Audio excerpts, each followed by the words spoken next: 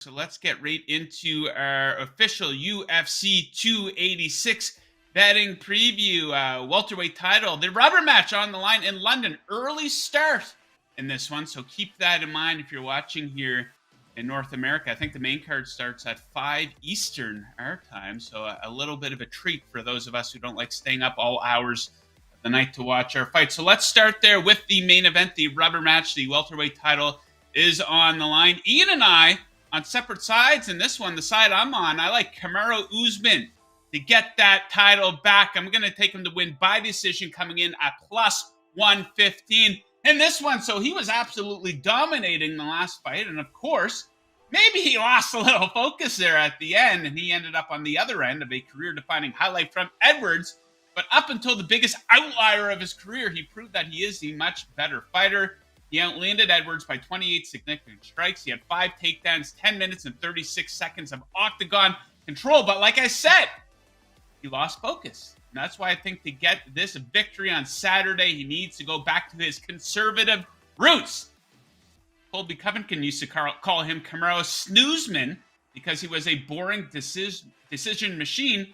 That was effective, but he also proved that he had some hands, and he had a couple KO victories, and he did fall in love with that. But here's the thing. He should have taken a page out of GSP's book and put Edwards on his back for the entire 5th round in that fight. But no, he was feeling himself and looking for that finish. And I do think the ability to dominate with the wrestling will be there because Edwards hasn't been able to stop him. 2 total fights between the guys. Usman has 11 takedowns on 25 attempts and over 20 minutes of octagon control versus Edwards. Being conservative will be his friend. 50% of his career wins have come by decision. Expect that percentage to get a bump Saturday night. All right, Ian, you're on the other side here. Tell us why. I am. I'm taking Leon Edwards plus 200 in this one. I think he's just going to win again for the second straight fight here. I think there's something to be said. Now, obviously, I'm usually a stats guy. You can't really measure this kind of stuff. But there has to be some sort of psychological edge that Leon Edwards has after knocking Kamaru Usman out cold. That has to be playing in the back of Usman's mind. Maybe he's a little bit more trigger shy in this fight.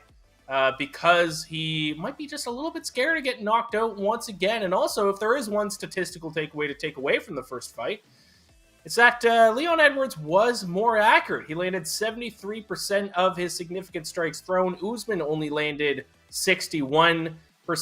And Usman, did he lose his chin? I don't know. Only time will tell. But sometimes when these guys who are known to have strong chins, guys who are known to take punishment, when they get knocked out cold, that chin never returns. And that fight wasn't even all that long ago either. So keep an eye out for that. Who knows? We won't know until the fight happens. But it's possible Leon's first big strike at least knocks Kamaru Usman down. I'll take a shot on him to win for the second straight time at plus 200. All right, next up for me, a women's flyweight fight. I got Casey O'Neill, the Aussie, coming in at minus 170. I like her to defeat Jennifer Maia. O'Neill, let's check her out. 9-0 in her career, by the way. She averages 8.65 significant strikes per minute. Across 4 fights in the UFC, she is relentless in there and also averages a respectable 2.59 takedowns per 15 minutes. This is a tailor-made opponent for her because Maia gets lit up way too often. Negative striking differential in the UFC on the wrong end of 4.35 significant strikes per minute. She lacks consistency as she's gone 7 straight fights without consecutive wins. It's still a great number, you know. A lot of people might see minus 170, not a lot of interest, might scoff at that. But I think great value at this number. This is a 2-unit bet for me. Casey O'Neill currently ranks 12th in the division. And I think the UFC is trying to put the undefeated 25-year-old on a path to compete for a title in the coming years versus this defensively challenged opponent. Give me Casey O'Neill minus 170. All right, Ian. Next pick. What are we looking at? Next up, I got another main card fight here. This one is between Marvin Vettori and Roman Dolidze, I believe is how you pronounce his last name, but maybe not. But I'm going to take this fight to go to decision at minus 175. Similar to your last play there, Joe. A little bit chalky. But I might end up placing 2 units on it because I do love this spot even at minus 175 here. Marvin Vettori has turned into a bit of a decision machine. He has gone to decision in 5 straight fights. And in terms of Dolidze, he hasn't gone to decision much lately, but he does have a pretty slow output, which I think will lend itself to going to decision this time. He only lands 2.62 significant strikes per minute. He only absorbs 2.06 significant strikes per minute. And this guy's never been finished either. His only loss did go to decision back a few years ago. And I also think this will likely be a grapple fest. Both guys like to go to takedowns. Vittori's averaging 1.89 per 15 minutes. Dolidze is averaging 2.12. So if it gets to the mat, I think that lends itself for it to go to decision as well. So I like Vettori, Dolidze, go the distance at minus 175. Distance. Okay, final pick for me. Let's go to the prelims for this one. A men's flyweight fight. We have Jafel Filio versus Mohamed Mokaev. I like this one to go over the 2.5 rounds, coming in at plus 110. A battle of future flyweight contenders here. Potentially, yes, both men have plenty of finished victories, but each has proven almost impossible to put away. They've combined to be finished just once in 25 total career fights. That finish loss was a Filio sub back in 2017. Expect a grappling-heavy battle in this one. Mokaev is an absolute beast with his wrestling, 8.88 takedowns per 15 minutes. This is a pretty big step up in competition for each of these guys.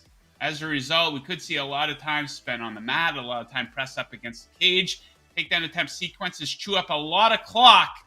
And a plus money in a flyweight fight, absolutely worth the shot. Over 2.5 rounds, plus 110. All right, Ian, bring it home for us. Your final pick for the pay-per-view. What are we looking at? I have an underdog in the prelims in a women's fight here, and I'm going to take Luana Carolina. Could be just Carolina, though. There we go, Tito. Plus 150 against Joanne Wood, formerly known as Joanne Calderwood. She married a guy who had half of the same last name, which is kind of funny. So she goes from Joanne Calderwood just to Joanne Wood. But I think poor Joanne Wood, my fellow Scot, I think she's a little washed up. She's lost 3 straight fights. She's 2-5 in her last 7 fights. I think the game is starting to pass her by a little bit. And the time to bet against Joanne Wood is when she is the betting favorite. She's just 3-4 in the UFC when she's set as the betting favorite. She even lost one earlier in her career as like a minus 500 favorite. So sure, when she's an underdog, I can be convinced. When she's the favorite, it's time to fade her, especially because a lot of her success comes in grappling, takedown, submissions. And Carolina has fantastic takedown defense, 82% takedown defense in her UFC career heading into this fight. So I think it's going to stay on the feet, and I think Carolina can take it to her. I'll take Luana Carolina plus 150 against Joanne Wood, formerly Joanne Calderwood.